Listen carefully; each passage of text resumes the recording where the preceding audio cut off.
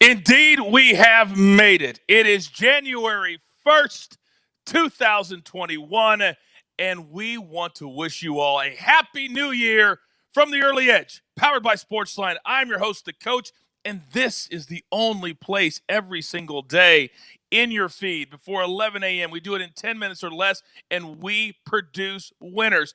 Yesterday, on the last day of 2020, how about 4-1? We took them all straight to the pay window. But today, it's all about tradition. And on New Year's Day, it's about bowl games. It's about college football. And if we're going to do college football, we got to bring in the heavy hitters, the absolute best. So let's bring in my cappers right now. And we have the #1 college football capper at SportsLine. He got up on a holiday because that's how important this show is. Barrett, Sallee, welcome to the early edge for the very first time. My pleasure, Coach. Let's pick some winners. Well, you have been picking winners on the show. You just physically haven't bbeen here, but we have been taking you straight to the pay window, just like our other guy today. Tommy, take the bass out of your voice, Fornelli. He is 3-1 on this podcast in bowl games, and I know you're ready to fire. Oh, I'm really ready. We got the big games today. No more of those, schools nobody's ever heard of. It's time to come with the heavy hitters. We got 4 games today, and we're going to pick every single one of them. So let's go. First game on the board. How about the largest spread in the history of the college football playoffs? It started at 19, went up to 21. Now, as of today, our good friends at William Hill have it at 19.5. Alabama over Notre Dame. The total, a robust 66, 4 Eastern kick, ESPN. Tommy, start us off. Give it to me. Yeah, that spread is large for a reason, and it's because Alabama is really freaking good, and it's been the best team in the country all season long. And I look at this Notre Dame team, and nobody's giving it a chance, and I don't think it has much of one either. This is a Notre Dame team that is very good, and it deserves to be in the playoff this year. It is better than that Notre Dame team we saw get waxed by Alabama in the BCS championship in 2012. It's better than the Notre Dame team we saw get beat by Clemson a few years ago in the college football playoff. It's just none of that's probably going to matter because Alabama is a magnificent team. It is great on offense. It is great on defense. They can even kick field goals now, Coach, which is not something we've been able to see from Alabama in recent years. So as good as this Notre Dame team is, I just don't think it's up to snuff compared to this Alabama team. I'm laying the points with the Tide.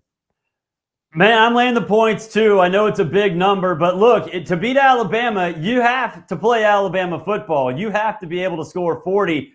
And Notre Dame can't do that, not against this Alabama defense. This Alabama defense has been really good, the Florida game notwithstanding. And I just think when all is said and done, you're going to have Ian Book have to make plays. They don't have the wide receivers. They don't really even have the running backs, not like Najee Harris. So I just don't see how Notre Dame's going to keep up. Styles make fights. Coach, I know you know all about Styles making fights. And Alabama style absolutely cannot be overcome by a team like Notre Dame. Clemson and Ohio State, maybe, but not Notre Dame. So both of you guys are on Alabama. By the way, the Crimson Tide on a 7-1 against the spread streak. That only loss came against Florida in that shootout in the SEC championship game. Okay, second game on the board. Speaking of Ohio State, speaking of Clemson, Clemson giving 7. This is the late kick, 8 Eastern on ESPN. The total at 67. This one's really, really interesting. I'm anxious to see your picks. Tommy, you start us off. Yeah, when it comes to the spread, I'm kind of going both ways on this one. I don't have a strong lean either way. Instead, I'm going to attack the total, and I would advise anybody watching or listening, maybe wait closer to kickoff because a lot of the action on this game has been on the over, so I wouldn't be surprised to see this number go up before kick.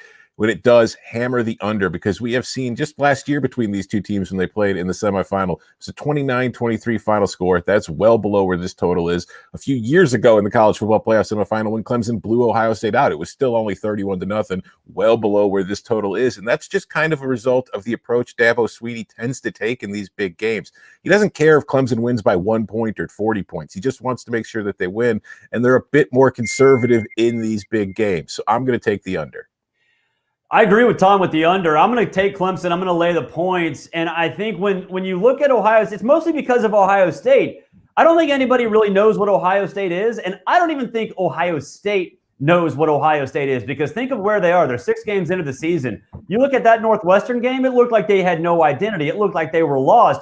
And that specifically is because of the lack of games. So I wonder about that linebacking core. I think you'll see more Trevor on the ground. They couldn't stop that last year. I don't think they'll be able to stop that this year. And I think Clemson's peaking at the right time. So I'll take Clemson. I'll lay those points. I do think it'll be close, but it feels like Clemson in the fourth quarter going to make a play or two, pull away, make it a 10 or a 14-point game.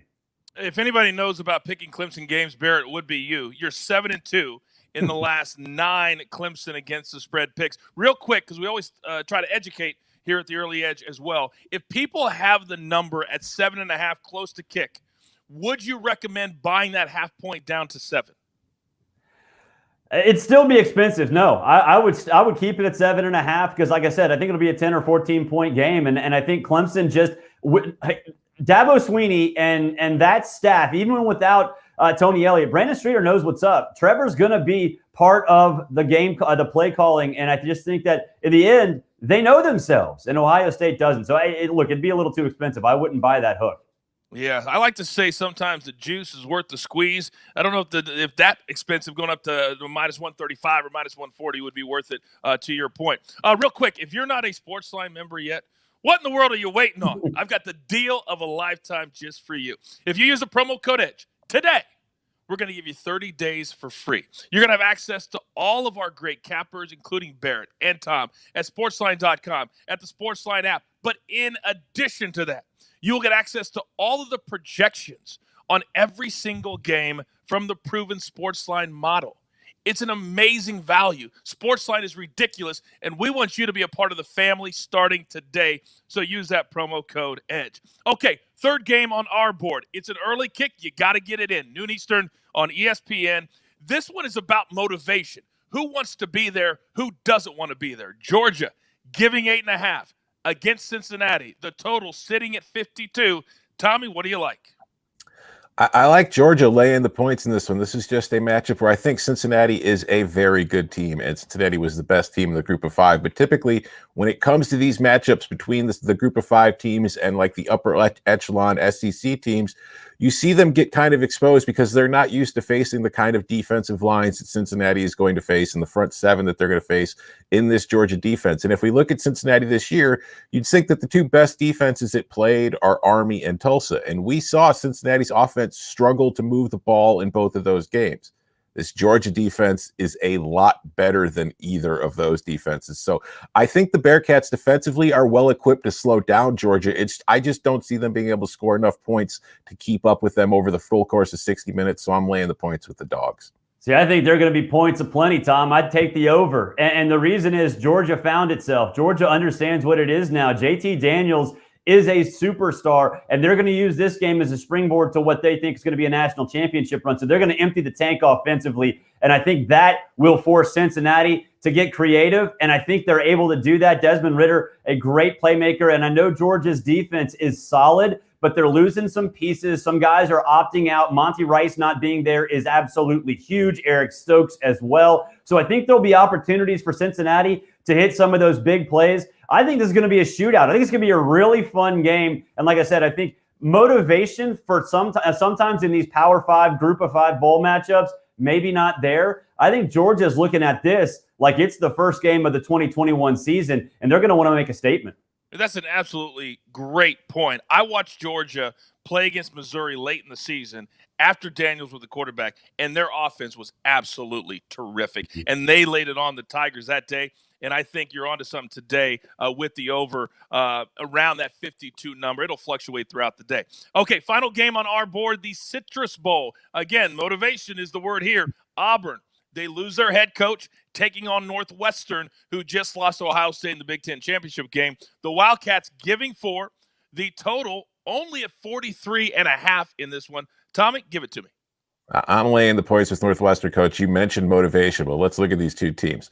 Auburn doesn't have a head coach. The interim coach, Kevin Steele, was pretty much kind of behind the scenes lobbying to get the head coaching job that Gus Malzahn left behind, only to lose it to Brian Harsin. It's a coaching staff right now that doesn't know what its next job is, whether it's going to be staying or whether it has to be moving on. And you have to think that has affected preparations for this game. We've got players that we know are going to be missing. And on the other side, it's the Northwestern team who Pat Fitzgerald would have his team fired up and ready to play a peewee football team. He doesn't care. He just wants to play and beat somebody. So I'm laying the points with the Wildcats. I don't think it's going to be pretty. I don't think it's going to be fun, but I do think Northwestern's going to win by a touchdown at least. Look, I'm an Auburn alum. That school is as dysfunctional gets. And look, I'm just saying that is going to bleed into this game. I'll take Northwestern. I'll lay the points. And Tom mentioned Kevin Steele. The dude tried to form a coup 2 years ago to get the job. That is going to linger throughout that program. And those players, they're over it. Anthony Schwartz just opted out. Bo Nix is all over the place. It's a neutral site game, and Bo Nix doesn't like to play anywhere outside of Jordan-Hare Stadium.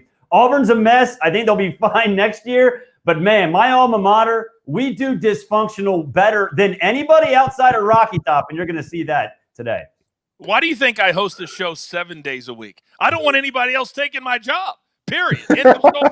End of story. By the way, don't forget to. We're forming a crew, Coach. Me and Tom behind the scenes. Keep an eye on it. I feel it. I feel it. Make sure you enable those push notifications because as we get into 2021, you never know. We're going to be dropping a new show, new content in your feed. So make sure that you always know when we're bringing it to you. Okay, it's that time of the show. Grab your paper, grab your pencil. And it's time to recap these incredible picks from our two incredible cappers. Okay, in the Rose Bowl today, Notre Dame and Alabama. Tommy, you loved Alabama. Barrett, you also loved Alabama. Crimson Tide 7-1 against the spread in their last 8 games. In the Sugar Bowl, late kick, 8 Eastern ESPN. Tommy, you're on the under, which was 67. And Barrett, you like Clemson laying the points. Even if it goes up to 7.5, Barrett says, don't buy the half a point. It's too expensive. Leave it where it is. In the Peach Bowl, Tommy, you love Georgia giving the 7.5. And then Barrett, you're on the total over. You think it's going to be a shootout, 51.5, 52. And then in the Citrus Bowl, Auburn and Northwestern, you are both on Northwestern as Auburn. We'll be surprised if they can go up and down the field in the same direction today with their football team, not knowing what in the world they are doing. Once again, Happy New Year to you all. And this is going to be an incredible year right here on the show. For Tom, get the bass out of your voice, Fornelli. For Barrett, the #1 college football capper at SportsLine, Sallee. Jacob, the jeweler, our producer, puts this entire diamond together. I'm your leader, the coach. And we love doing it every single day, 7 days a week. We're here for you. Be a part of the family. And this is the only place. Remember this for your daily early edge.